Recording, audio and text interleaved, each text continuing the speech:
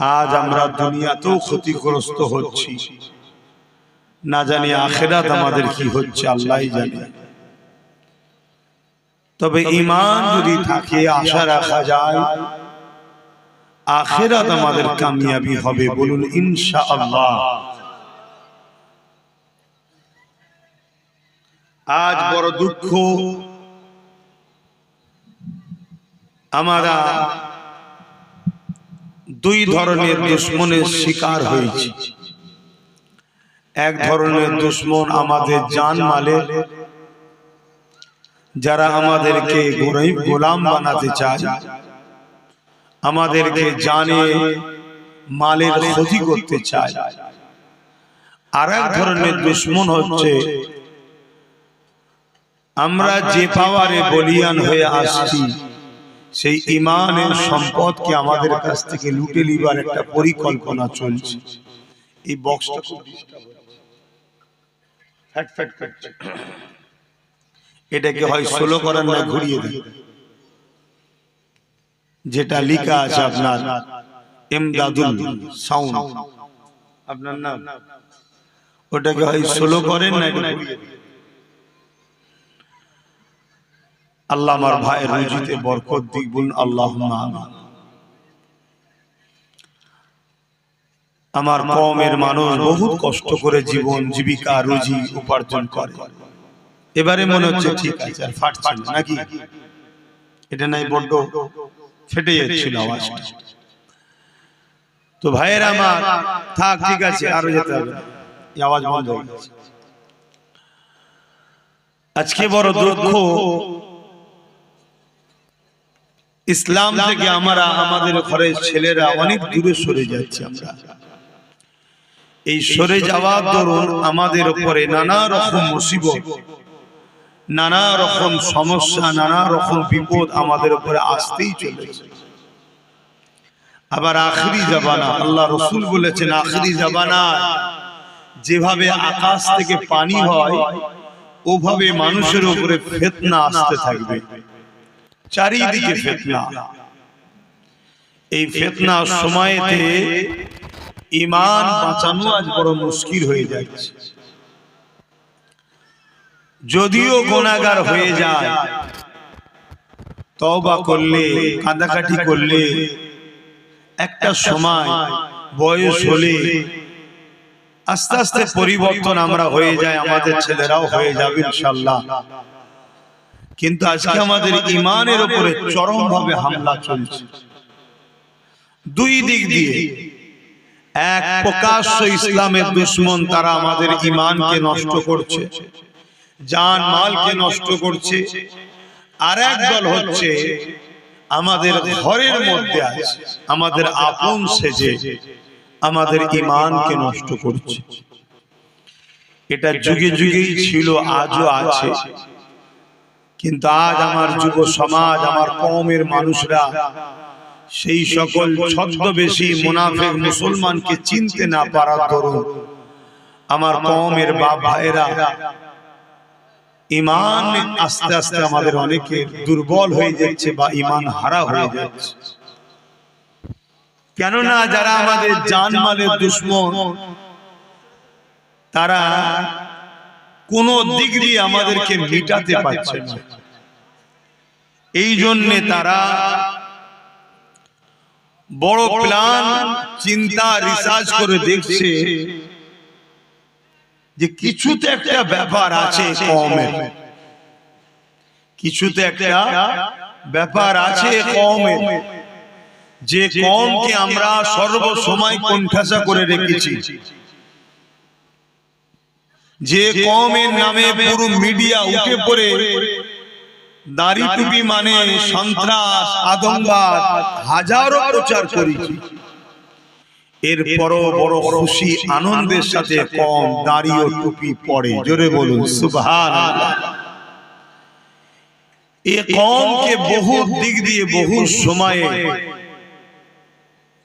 অনেক দিক দিয়ে হত্যাও করা হয়েছে, এরপরও আমাদেরকে শেষ করতে পারে না। বদরের ইতিহাস তারা দেখেছে, উহুদের ময়দানের ইতিহাস দেখেছে, খৈবারের ইতিহাস দেখেছে, মোতার ইতিহাস দেখেছে, হাত্তা কে হিন্দুস্তানের বাদশাহ সুলতানে হিন্দ আতায়ে রাসূল গরিবে নওয়াজ মুঈনুদ্দিন আজমিরি চিশতি হাসানি হুসাইনি তিনার ইতিহাসও দেখেছে। আমাদের মুর্শিদ শেখুল বাঙ্গাল সৈয়দনা আবু বকর সিদ্দিক ফুরফুরাবি আল কুরাইশি রাহমাহুল্লাহ হুজুরের ইতিহাস দেখেছে। কোন দিক দিয়ে আমাদেরকে তারা মিটাতে পারছে না। তারা রিসার্চ করে দেখেছে এ কওমের কাছে একটা জিনিস আছে যেটা এত পাওয়ার, এই পাওয়ার যতক্ষণ না এর থেকে বার করা হয় এ কওমকে মিটানো সম্ভব হয়। ওই পাওয়ারটার নাম হলো ঈমান। জোরে বলুন সুবহানাল্লাহ। তাই আজ সমাজে যারা আমাদের জানমালের দুশমন, তারা বড় প্ল্যান করে আমাদের কাছ থেকে ওই ঈমান নামক সম্পদটাকে বার করার পরিকল্পনা করছে। ঈমানটা কি? রাসূলের প্রেম ও আদব। জোরে বলুন সুবহানাল্লাহ। ছলে বলে কোলে কৌশলে যেমন করে হোক নবীর প্রেম থেকে আমাদেরকে সরাতে চাইছে, নবীর আদব করা থেকে আমাদেরকে দূরে রাখতে চাইছে। তাই এরকম একটা টাইমে আমি মনে করি আমার বাপ মা ভাই বোনেদের কাছে আমার নবীর প্রেম, আজমত, মাকাম, শান, রিফাত নিয়ে আলোচনা করা বেশি বেশি করে দরকার। নামাজের আলোচনা, রোজার আলোচনা, হজের আলোচনা, দান খায়রাতের আলোচনা সবই দরকার। কিন্তু আজকের দিনে সর্বসময়ের জন্য সবথেকে বেশি হুজুরের আলোচনা করতে হবে। কেন? হুজুরকে আল্লাহ আমাদের জন্য মডেল করেছে। আল্লাহ পাক কোরআন পাকের মধ্যে বলেন, লাকাদ কানা লাকুম ফি রাসূলিল্লাহি উসওয়াতুন হাসানা। এ দুনিয়ার মানুষেরা আমি আল্লাহ তোমাদের জন্য সবথেকে উত্তম আদর্শওয়ালা মডেল করে মুহাম্মদ রাসূলুল্লাহকে পাঠিয়েছে। তোমরা জিন্দেগির প্রতিটা মুহূর্তে আমার নবীকে মডেল হিসাবে ফলো করো। আমার নবীর থেকে যদি আমরা সরে যাই, নবীকে যদি আমরা ফলো না করি, তাহলে তো আমরা কামিয়াবি হতে পারবো না। নবী আমাদের জন্য মডেল। এজন্য আজ বড় প্ল্যান চলছে আমার রাসূল থেকে আমাদেরকে সরাবার। এটা নতুন নয়, সেদিনও চলেছে, সেদিনও চলেছে। আর এর সবথেকে বড় ভয়ঙ্কর ক্ষতি যারা করছে তারা হলো মুনাফিক, যারা আমাদের মধ্যে থেকে আমাদের লেবাসে, আমাদের মতো দেখতে, আমাদের মসজিদ, আমাদের মাদ্রাসায় সব জায়গাতে থাকছে, কিন্তু তাদের মিশন আল্লাহ রাসূলের প্রেম ও আদব থেকে সরানো। অথচ আল্লাহ নবী জানিয়ে দিলেন, লা ইউমিনু আহাদুকুম হাত্তা আকুনা হাব্বা ইলাইহি মিন ওয়ালিদিহি ওয়া ওয়ালাদিহি ওয়ান নাসি আজমাইন।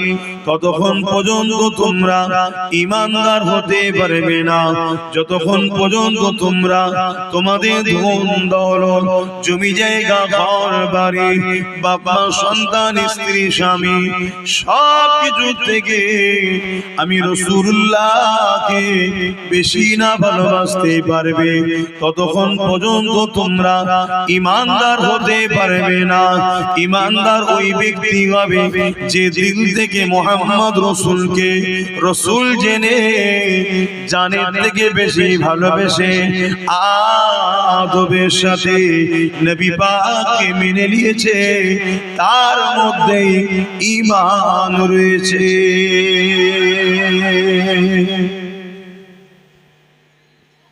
আমাদের উচিত রাসূলের আলোচনা বেশি করে করা দরকার। আল্লাহ আমার নবীকে কি নিয়ামত করেছে, আর কেনই বা আলোচনা করবেন না বা কেনই শুনবেন না? আজ আমাদের যুবকরা বিভিন্ন জায়গায় ভিড় করে আল্লাহ রসুলের কথা, আল্লাহর কথা শোনার জন্য আমাদের ছেলেদেরকে বারবার বুঝিয়ে বুঝিয়ে ডাকতে হয়। তাহলে কতটা দূরে সরে গেছে বলে? ওজন এখানেই তো বিশেষ করে ভিড় করা দরকার, এখানেই তো আমাদের উঠা বসা করা দরকার। কিন্তু এমন সোহবত, এমন পরিস্থিতি দুনিয়ার এসে গেছে, আমার ভাইয়েরা, যুবকেরা, বোনেরা মেলাতে, ফাংশনে, যাত্রায়, গানেতে সেখানে যে ভিড় করছে, আল্লাহ ও রাসূলের আলোচনা থেকে দূরে সরে যাচ্ছে। এটা তাদের জন্য ক্ষতির হয়েছে। বাবেরা, নওজওয়ানেরা, তরুণেরা, অথচ আমার রাসূলুল্লাহ আমাদেরকে কত মহব্বত করে, আমাদের দয়া নবী আমাদেরকে কত প্যার করে। সারা জীবনটা নবী আমার আপনার জন্য কেঁদেছে। যখনই নবী পাকের চোখ দিয়ে পানি বেরিয়েছে, ওই কান্নার কারণটা কি? আল্লাহ রাসূল বলেছে, গুনাহগার উম্মত উম্মতির চিন্তায় আল্লাহ পাক তাদের সঙ্গে কি বিচার করবে, তারা দুনিয়ায় কিভাবে থাকবে, তাদের কত ক্ষতি হবে, আখিরাত তাদের কত ক্ষতি হয়ে যাবে, দুনিয়া ধোঁকায় পড়ে তারা বরবাদ না হয়ে যায়, আল্লাহ যেন তাদের উপরে নারাজ না হয়ে যায়। এই বলে বলে নবী আমার সর্বসময় কেঁদেছে।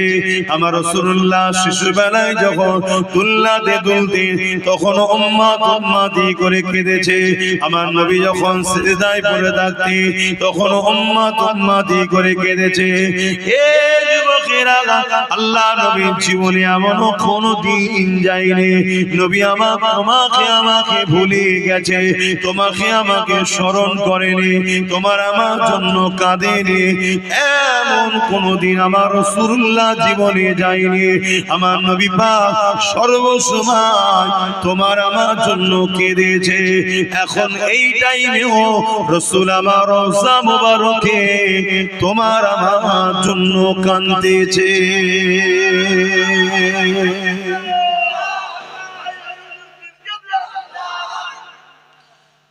আমরা কি কখনো কাঁদলাম রাসূলের জন্য? আমরা কি কখনো ভাবলাম, আহ কত রাসূল মার খেয়ে জুলুমকে মিটিয়েছে, অন্যায়কে মিটিয়েছে, খুনকে মিটিয়েছে, নারীদের অধিকার দিয়েছে, গরিবের অধিকার দিয়েছে, বিধবার অধিকার দিয়েছে। আল্লাহ রাসূল কত কষ্ট করে পৃথিবীর মানুষকে আল্লাহ চিনিয়েছে।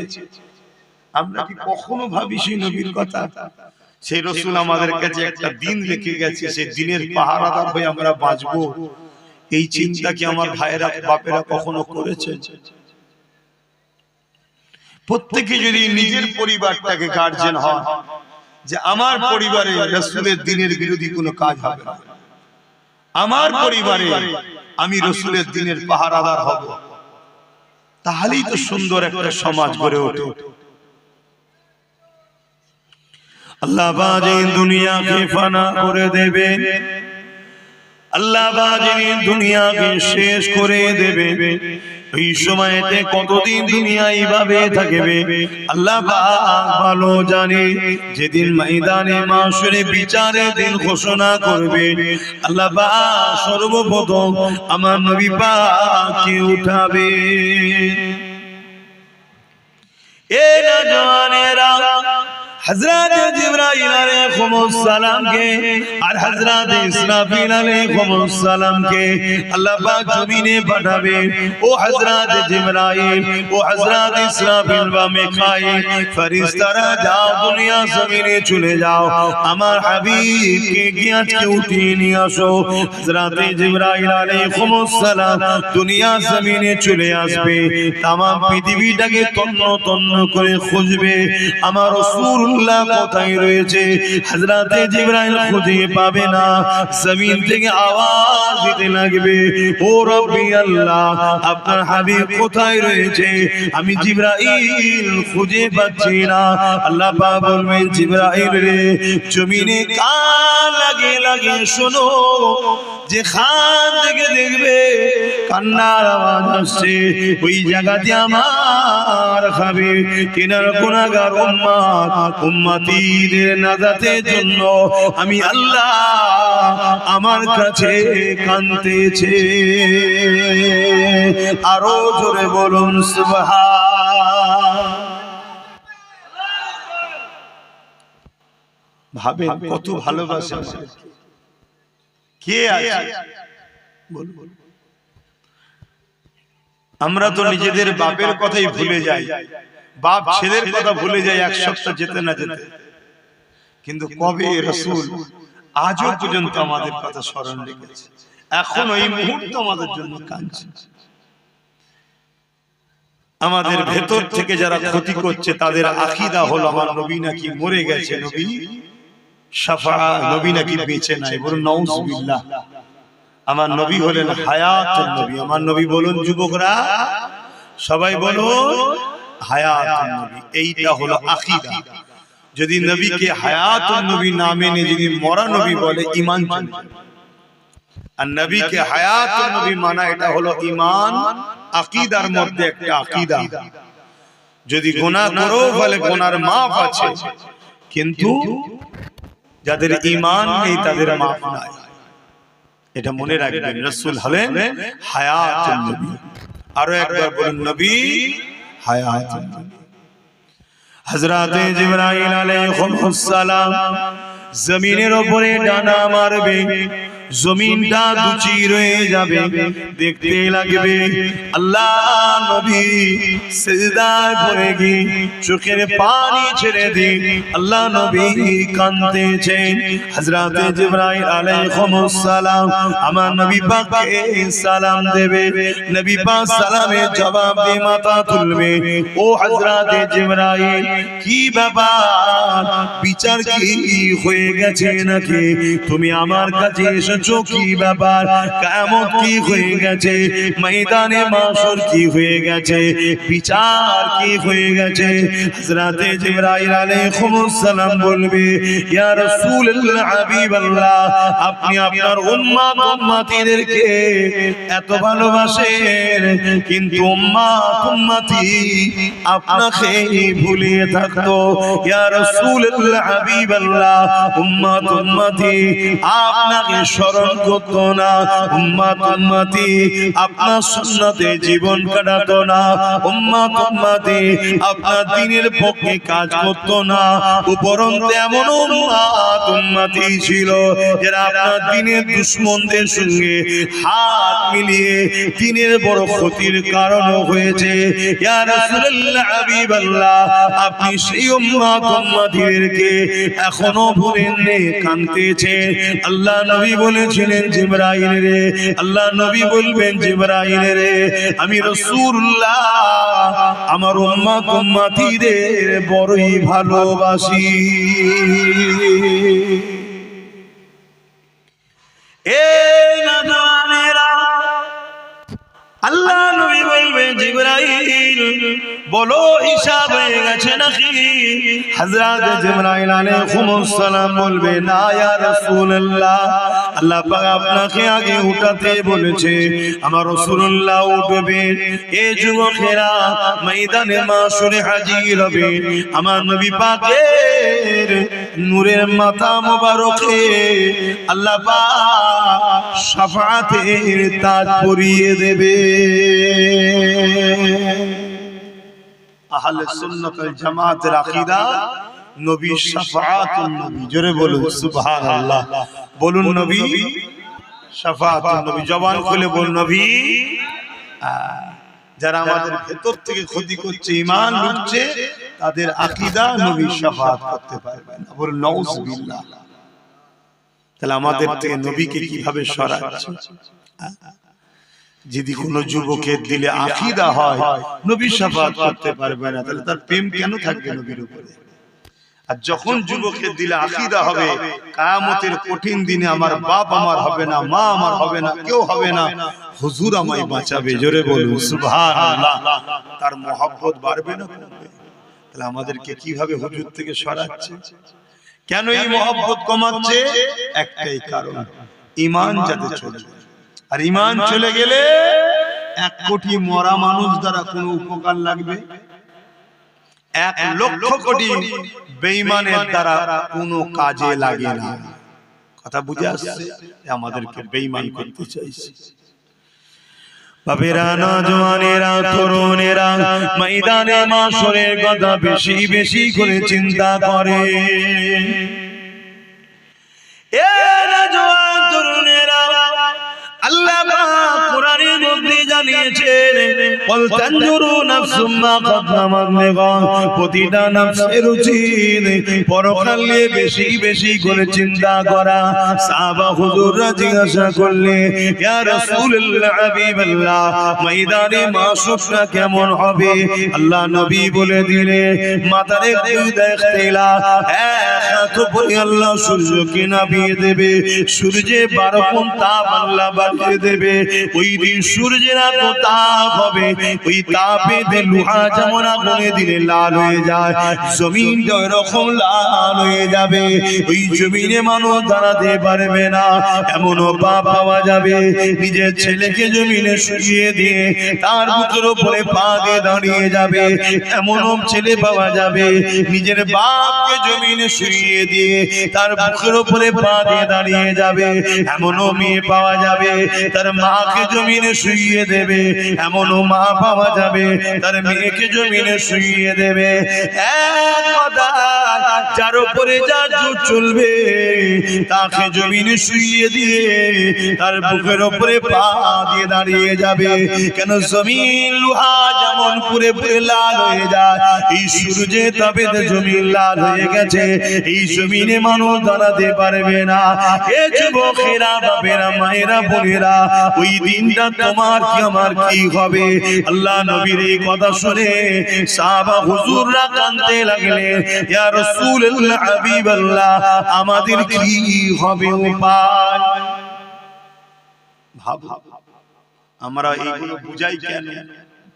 শুধরাই যেতে আমার ভাইরা, হালকা বয়সে ভুল ভ্রান্তি একটু হয়ে যায়, কিন্তু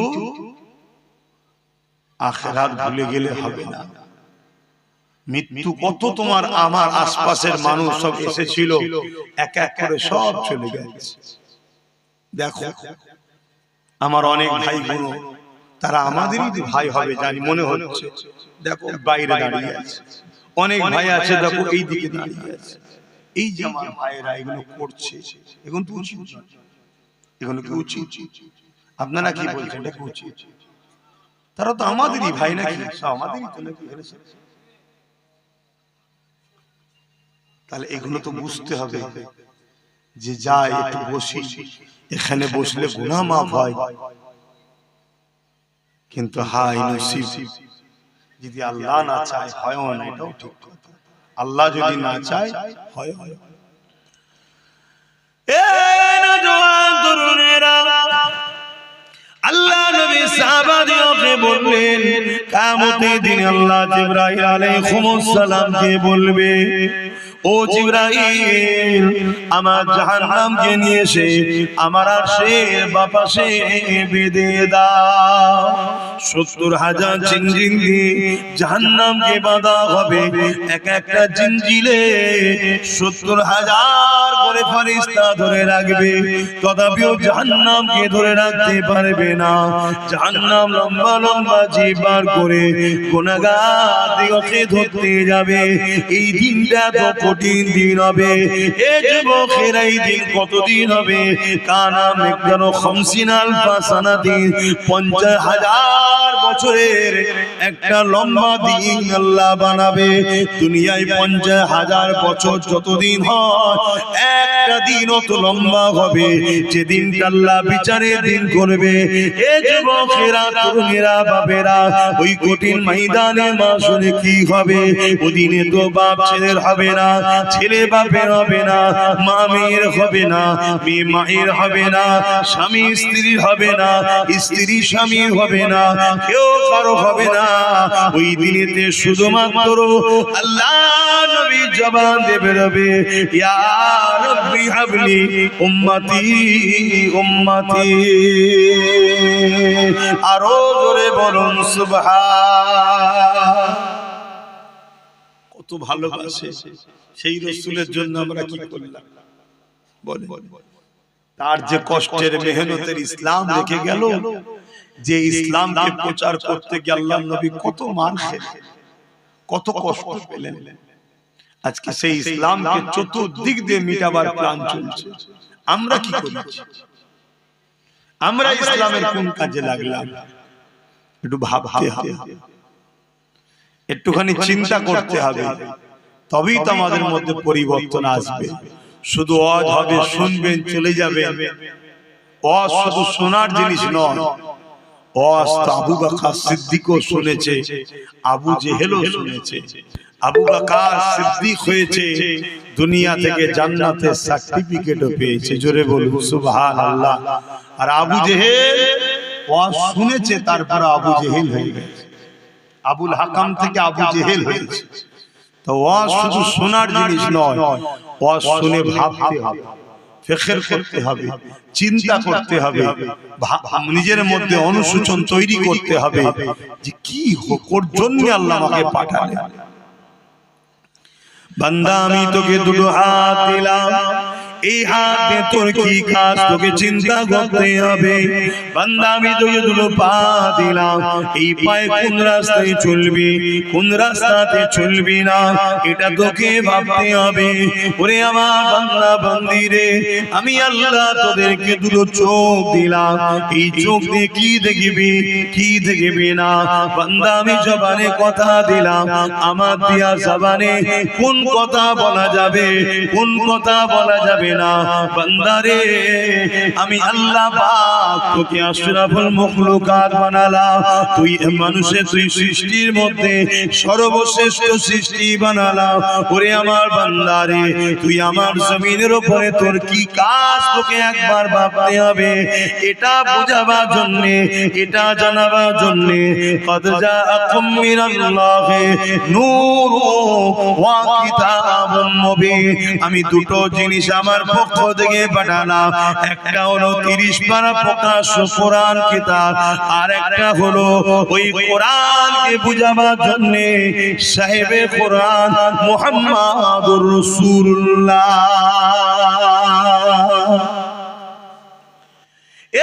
এবার বাংলা বাঙালি রে, এই দুটোকে অনুসরণ কর। কোরআনকে তোদের জন্য গাইড করলাম, মুহাম্মদ রাসূলুল্লাহকে মডেল বানিয়ে দিলাম। মুহাম্মদ রাসূলুল্লাহ হলো কোরআনের বাস্তব তোদেরকে দেখাবে। তোরা জিন্দেগিতে চলার পথে, উঠা বসা জিন্দেগির প্রতিটা মুহূর্তে আমার নবীকে ফলো করবি, নামাজ পড়বি আমার রাসূলকে দেখ, রোজা রাখবি আমার রাসূলকে দেখ, হজ করবি আমার রাসূলকে দেখ, দান খয়রাত করবি রাসূলকে দেখ, সংসার করবি রাসূলকে দেখ।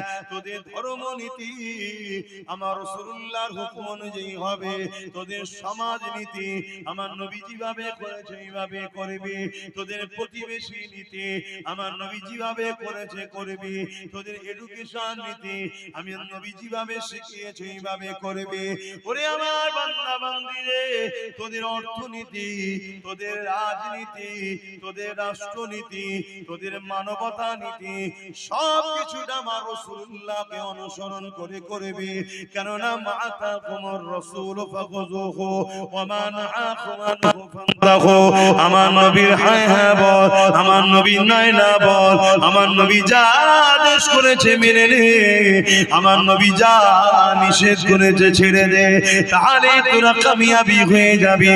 এই কঠিন দিনে তাদের কোনো চিন্তা হবে না, কেননা তাদের জন্য রয়েছে আমি আল্লাহ, আমার আরশের ছায়া।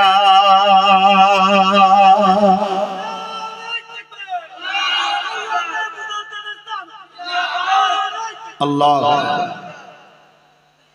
আর যারা দুনিয়ায় রাসূল ছেড়ে দিয়ে অন্য কাউকে মডেল বানায়, অন্য কাউকে নেতা বানায়, অন্য কাউকে নিজেদের পথের পথিক বানায়, তারা কিন্তু কামিয়াবি হতে পারবে না।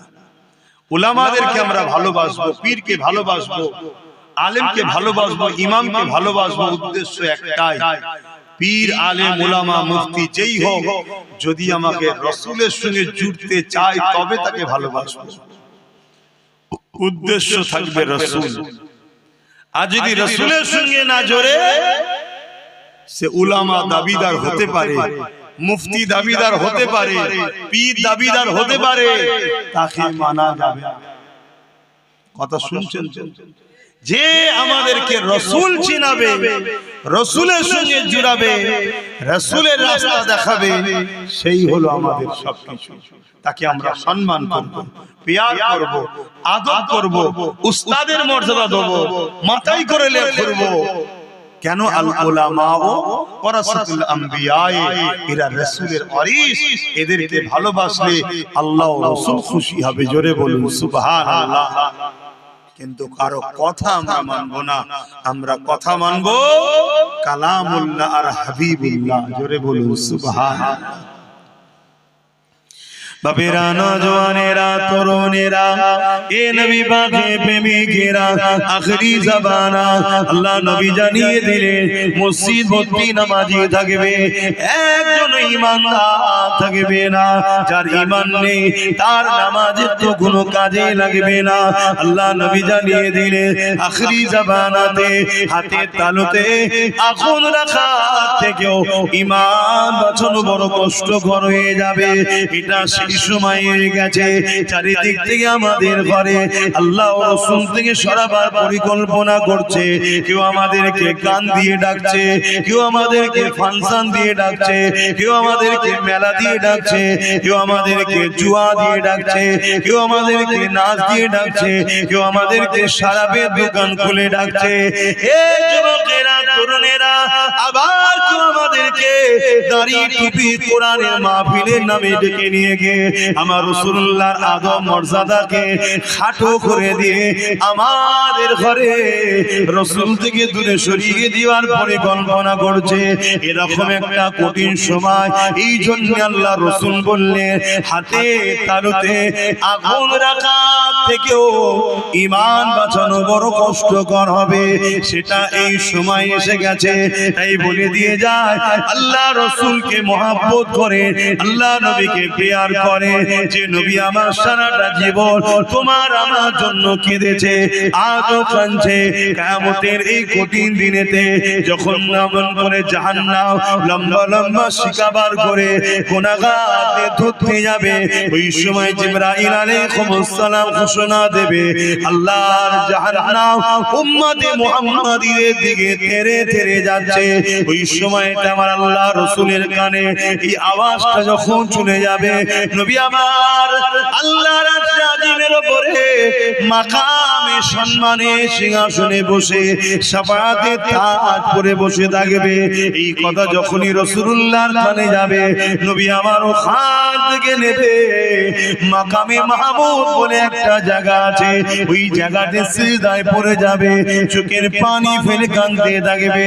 এত তারিফ প্রশংসা আল্লাহর করবে, ইতিপূর্বে আল্লাহ তারিফ প্রশংসা এত কেউ করতে পারেনি।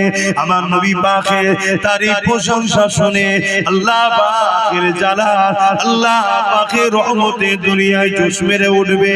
আমার আল্লাহ বলবে, আমার হাবিব সারা জীবন উম্মত উম্মতি করে কেঁদেছে, আজকে দিনে আপনি আর কাঁদবেন না। আমি আল্লাহ ওয়াদা করেছিলাম, ওয়ালা সাওফা ইউতিকা রাব্বুকা ফাতারদা, যত চিরে আপনাকে এত দিয়া দেব, যতক্ষণ পর্যন্ত আপনি খুশি না হবেন, আপনার দোয়াকে আমি আল্লাহ কবুল করব। আরো জোরে বলুন সুবহান। আশা করা যায় আমার নবীকে আল্লাহ এত ভালোবাসে, গুনার পাহাড় দিয়েও যদি কোনো উম্মত ওঠে, আশা করা যায় কিয়ামতের দিন নবীর খাতিরে সে জান্নাত চলে যাবে। বলুন ইনশাআল্লাহ, বলুন ইনশাআল্লাহ। কিন্তু ওই উম্মত গুলোকে দেখে বড় আফসোস লাগে, যারা নবীর দিনকে মিটাচ্ছে। আজ আমার উম্মত ভাইরা আছে দিন মিটাচ্ছে, গান শোনা দিন মিটানো নয়, নিজেকে মিটাচ্ছে।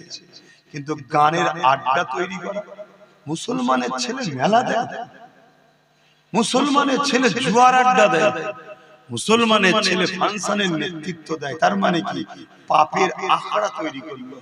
এটা ইসলামকে মিটানোর সমান পাপ। শুনছো আমার ভাইরা? এই কথাগুলো বলা দরকার আছে না? হতে পারে আমার সেই সকল ভাইদের কানে যেতে যেতে আল্লাহ চাইলে একদিন তাকে হিদায়াত হয়ে যেতে পারে। আর যদি পরিবর্তন হয়ে যে মেলা ফাংশন গান বন্ধ করে দেয়, তাহলে সে ভাইটা তো বেঁচে যাবে। গুনাহ করে ফেলেছে, আশা করা যাচ্ছে আল্লাহ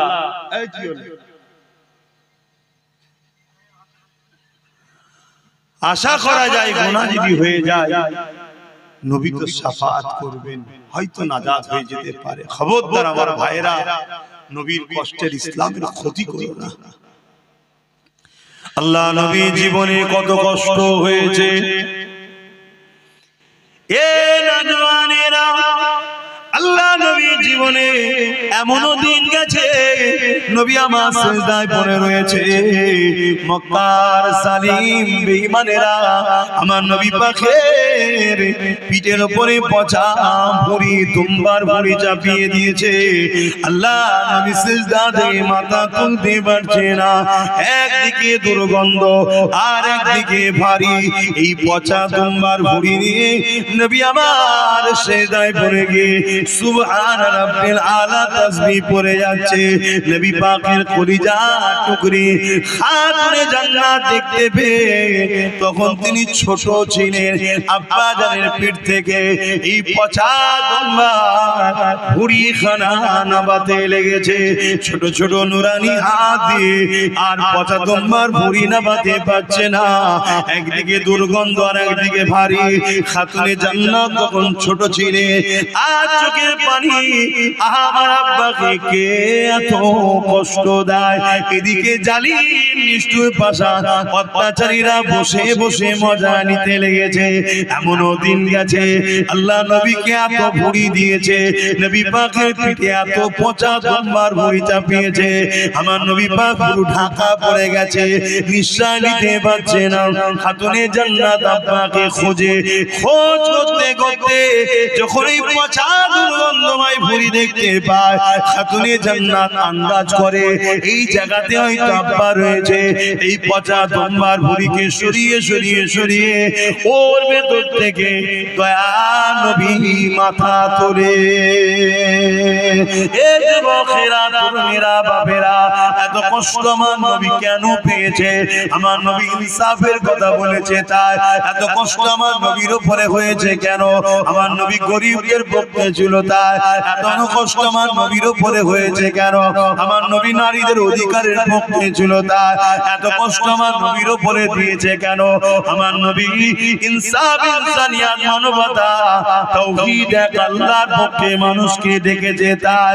এই যুবকেরা, তুমি আমি নবীর উম্মত দাবি করি, তুমি আমি যদি আজ ন্যায়ের পক্ষে না থাকি, মানবতার পক্ষে না থাকি, ইনসাফের পক্ষে না থাকি, নারীর অধিকারের পক্ষে না থাকি, গরিবের পক্ষে না থাকি, এতিম বিধবাদের পক্ষে না থাকি, তাহলে কেমন উম্মত তুমি আমি হলাম?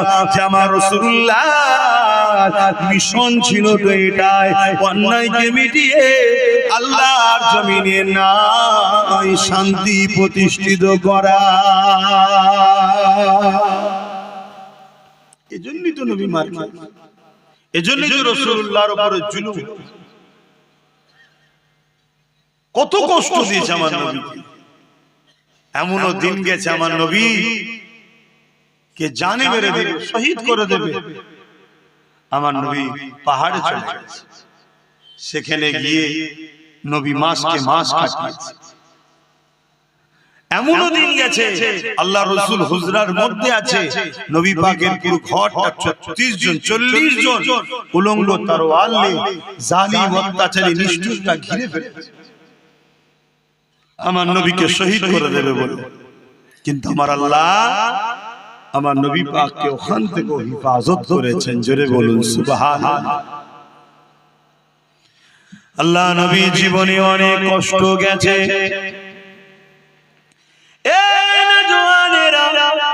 আল্লাহ নবী যখন মক্কার মানুষের কাছে দিনের কথা বলে মক্কার মানুষ শুনতে চায় না।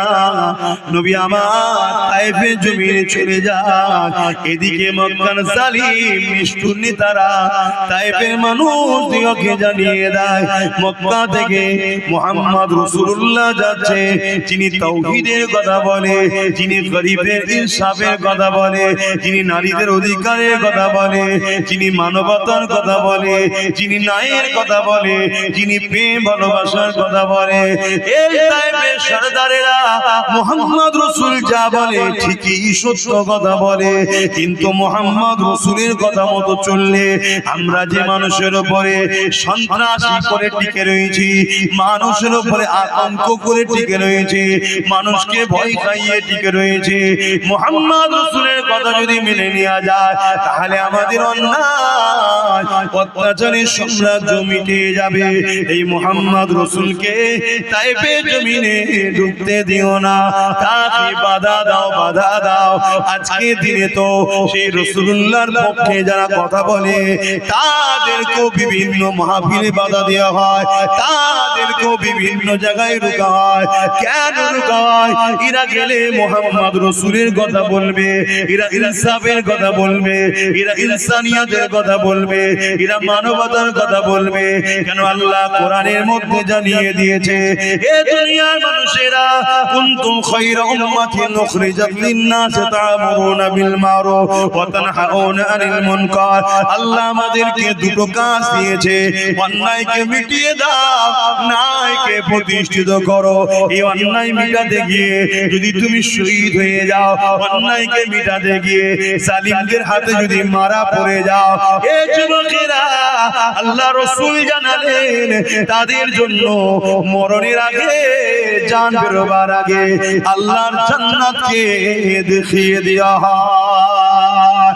আর যদি এই লড়াইয়ে লড়তে গিয়ে, ন্যায়কে প্রতিষ্ঠিত করতে গিয়ে, অন্যায়কে মিটাতে গিয়ে আর যদি এই লড়াইয়ে কেউ গাজী হয়ে যায়, বিজয় হয়ে যায়, আমার আল্লাহ তাকে দুনিয়াতে গাজী সম্মান দেয় এবং পরকালে পুরস্কার জান্নাতে রেখেছে। আমাদের তো দুটো কাজ আল্লাহ দিয়েছেন নাকি?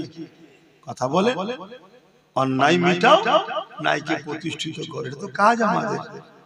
আমরা সেটা করছি?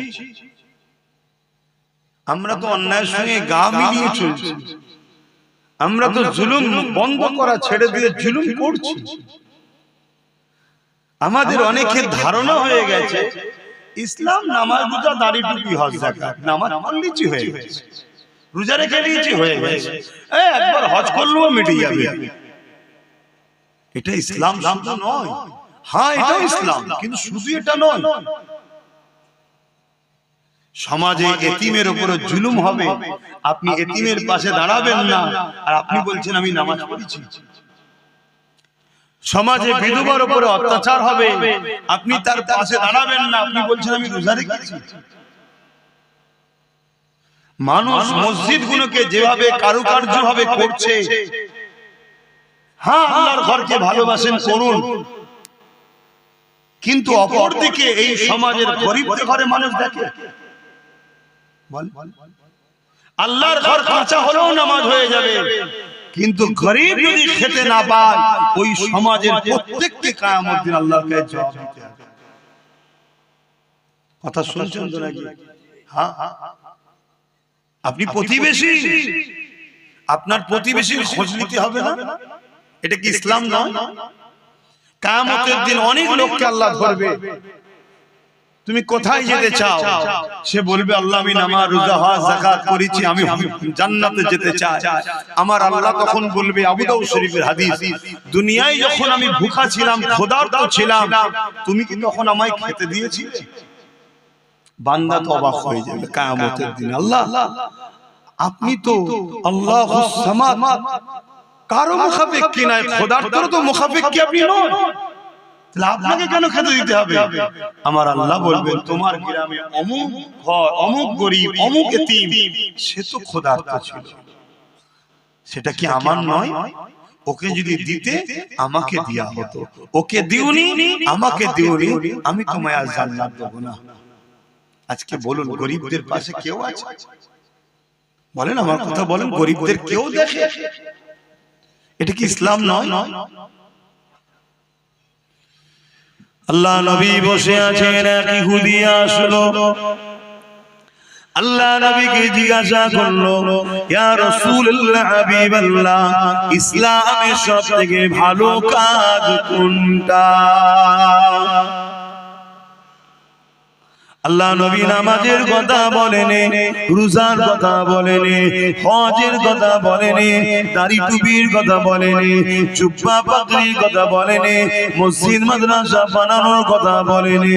আল্লাহ নবী বলেছিলেন ইসলামে সবথেকে ভালো কাজ হলো ক্ষুধার্ত মানুষকে খানা খাওয়ানো।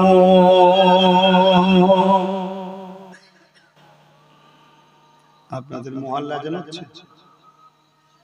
আপনাদের মহল্লা? আচ্ছা, আজানটা হয়ে যায়।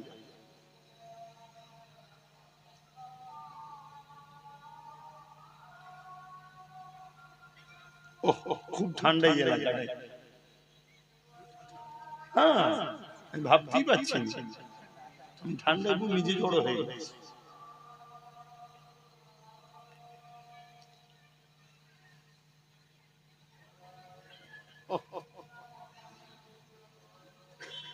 সাল্লাল্লাহু আলাইহি ওয়াসাল্লাম।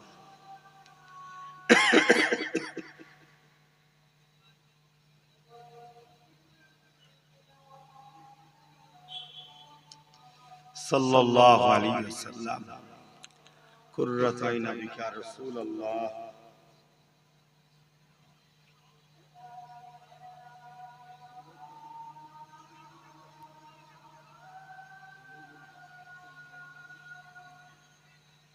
لا حول ولا قوة،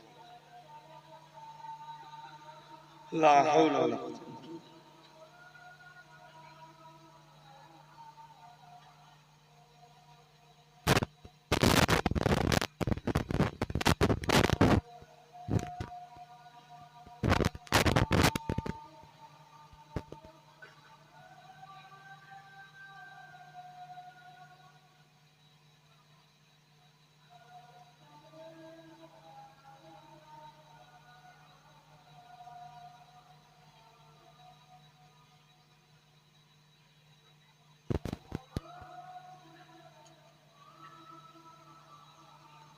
الله الله الله.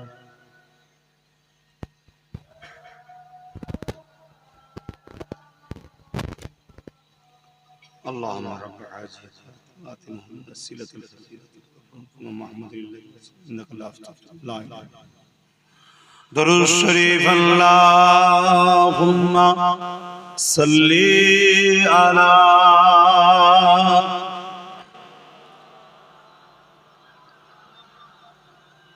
وعلى آله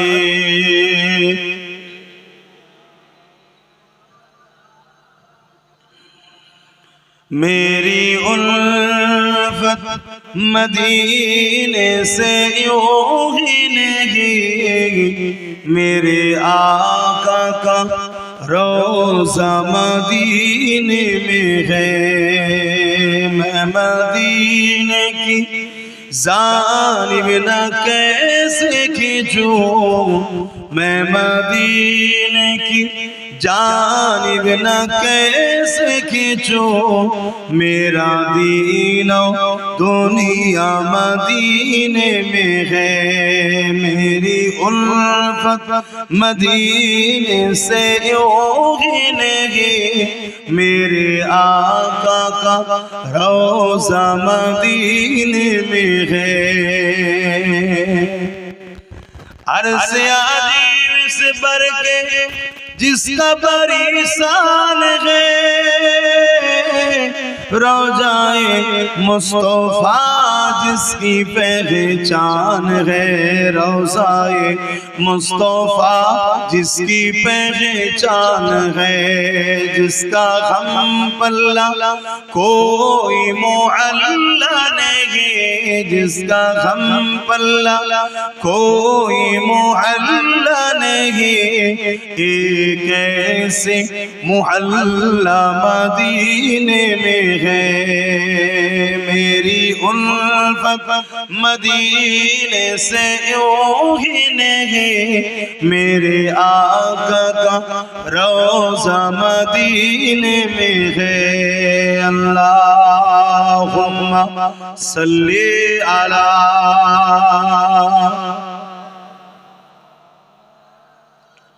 जोरे जोरे पढ़ेन, আপনাদের দেখে তো আমারও ঘুম পাচ্ছে।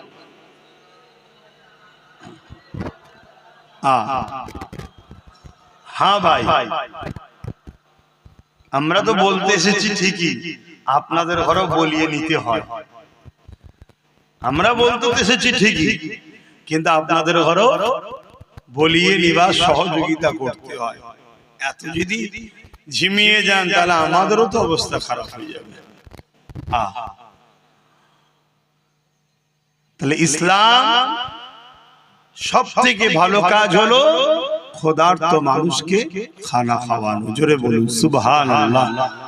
আল্লাহ নবী বলছে, কেউ যদি এতিমের মাথায় হাত বোলায় সেজন্য আমি রাসূলুল্লাহ আমার মাথায় হাত বোলালো। জোরে বলুন সুবহানাল্লাহ।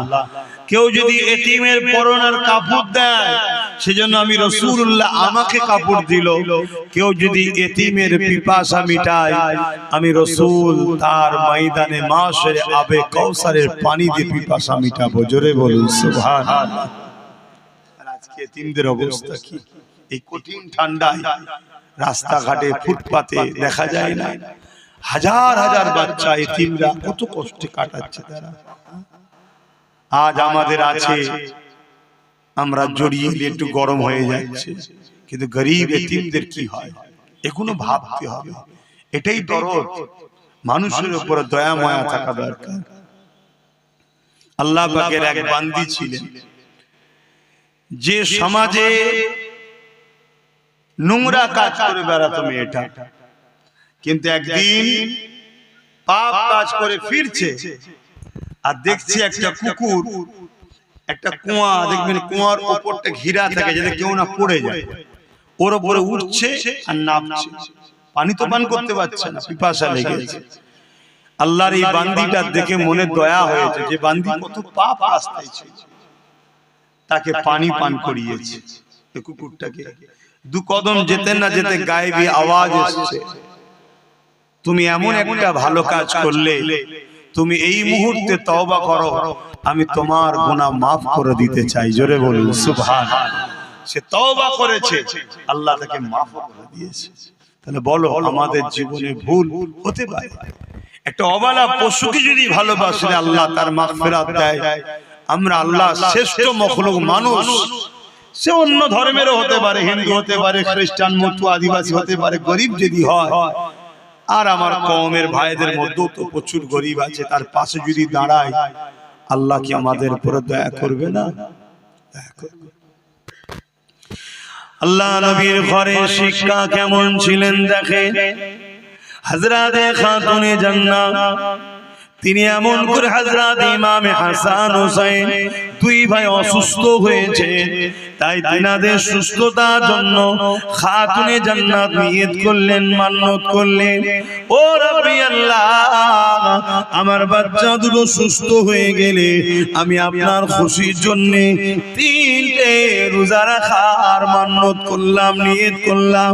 আল্লাহ আপনাকে দয়াতে ইমামে হাসান হুসাইন পাক দুই ভাই সুস্থ হয়ে গেলে, তখন ছোট ছোট তিনারা ছিলেন, এই সুস্থ হয়ে যাওয়ার দরুন হযরতে খাতুনে জান্নাত মাওলা আলী শেরে খোদার সঙ্গে আলোচনা করলে, আমার প্রাণের স্বামী আমি আল্লাহ পাকের কাছে এই বলে মান্নত করেছিলাম, হাসান হোসেন সুস্থ হয়ে গেলে আমি তিনটে রোজা রাখবো। আল্লাহ পাক সুস্থ করে দিয়েছে, আমি রোজা রাখার ইচ্ছা প্রকাশ করছি। হযরতে মাওলা আলী বলেছিলেন, এ খাতুনে জান্নাত আপনি একা কেন রাখবে, আমিও আপনার সঙ্গে রোজা রাখবো। হযরতে মাওলা আলী রোজা রাখলে, খাতুনে জান্নাত রাখলে, হযরত ইমামে হাসান হোসেন তিনারাও উঠে বললেন, তিনারাও বলতে লাগলে, আম্মা জান আমরাও সেহরি খাবো, রোজা রাখবো। এ যুবকেরা, ঘরে একটা কাজের মানুষ ছিল যার নাম হলো ফিজ্জা, তিনিও বললেন, আম্মা আমাকে ইজাজত দেয়া হোক, আমিও নফল রোজা রাখবো। চারজন পাঁচজন হয়ে গেল রোজা রাখা, সেহরি খেতে লেগেছে। কি সেহরি খাচ্ছে? এ যুবকেরা, বাপেরা মন দিয়ে শোনো গো, ঘরে কিছুই নাই, পানি দিয়ে সেহরি করা হচ্ছে, শুধু পানি। দোনো জাহানের সুলতানের বেটির ঘরের কথা বলছে, শুধু পানি। বাপেরা, নওজওয়ানেরা, তরুণেরা, এই সময়তে মাওলা আলী সকাল হয়ে যায়।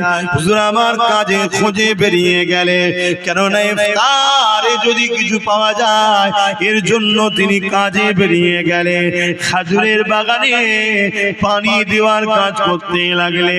এতে সামান্য কিছু আল্লাহ মিলালে, তা থেকে জবের আটা, রুটি এবং কিছু খাজুর কিনে নিয়ে এলে। যখন ইফতার সাজানো হয়ে গেছে, আজানের অপেক্ষা রয়েছে, ইফতার করবে, হঠাৎ করে দরজার গোড়ায় এক অচেনা মুসাফির আওয়াজ দিয়ে বলতে লাগলো, এ খাতুনে জান্নাত, এ নবীর কলিজা টুকরি ফাতেমা, এ আহলে রাসূলরা, আমি বড় ক্ষুধার্ত রয়েছে, কয়েকদিন আমার খাওয়া হয়নি, নবীর ঘর থেকে আমরা ফিরে যাব, আহলে রাসূলের ঘর থেকে খালি হাতে ফিরে যাব, এটা হতে পারে না, এ আমাকে কিছু দেন। হযরতে খাতুনে জান্নাত দেখলো ইফতারটা এত সামান্য রয়েছে, ওই মানুষটাকে সব যদি না দেয়া যায় একটা মানুষের পেটও ভরবে না।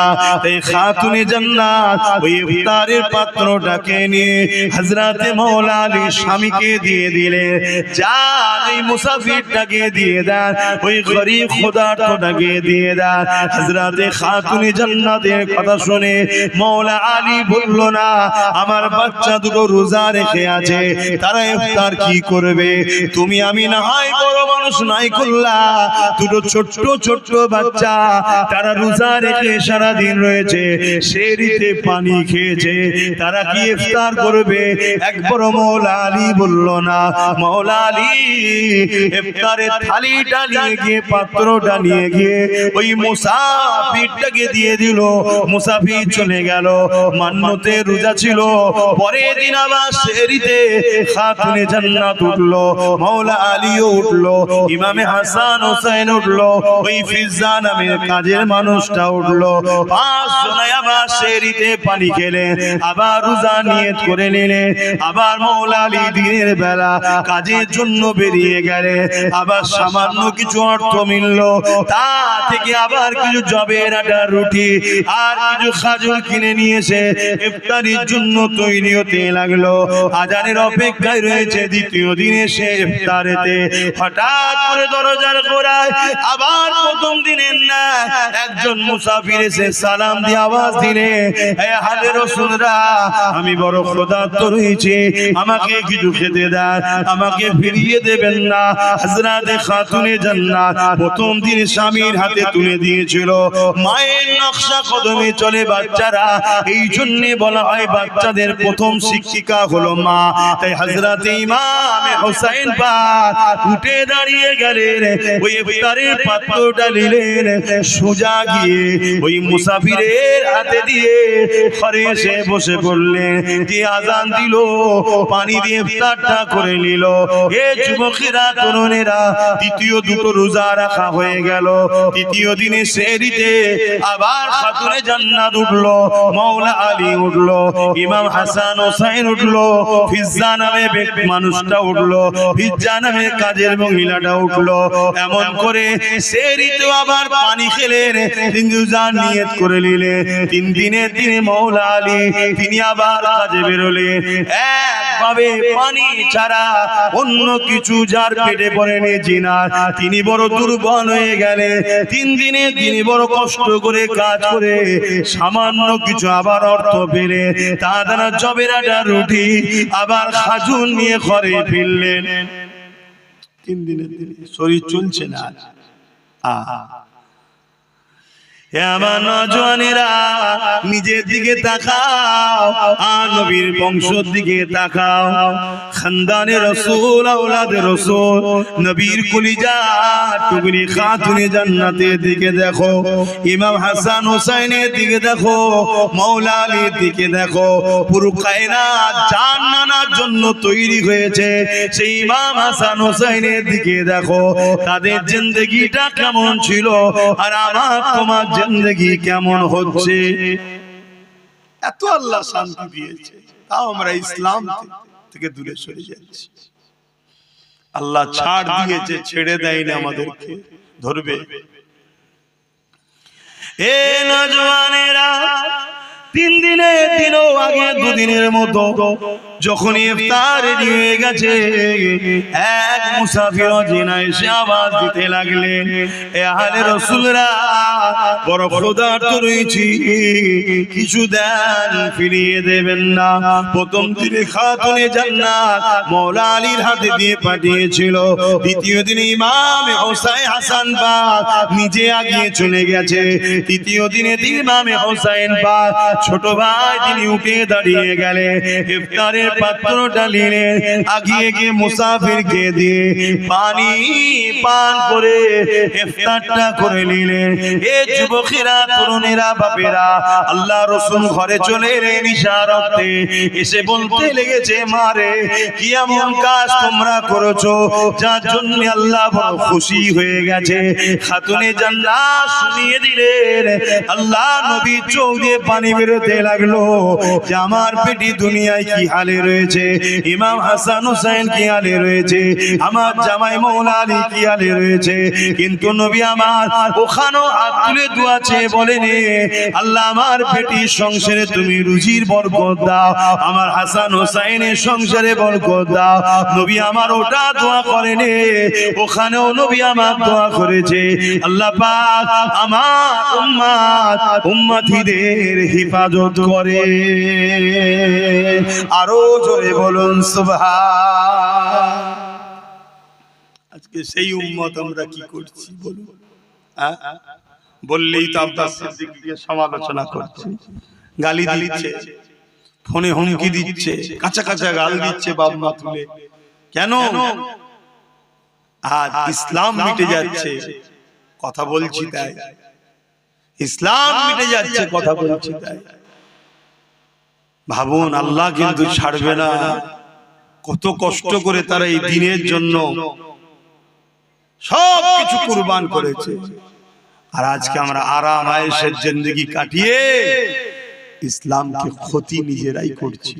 আল্লাহ ছেড়ে দেবে না, এখনো সময় আছে, তওবা করেন, পরিবর্তন হন, ভাবেন গরিবকে কিভাবে ভালোবাসতে হয়। দেখুন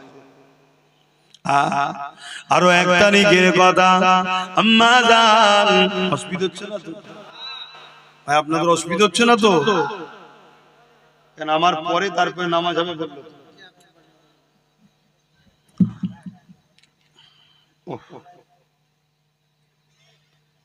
আরো এক তারিখের কথা, আল্লাহ নবীর কলিজার টুকরি খাতুনে জান্নাত দুনিয়া থেকে চলে যাবার সময় হয়েছে।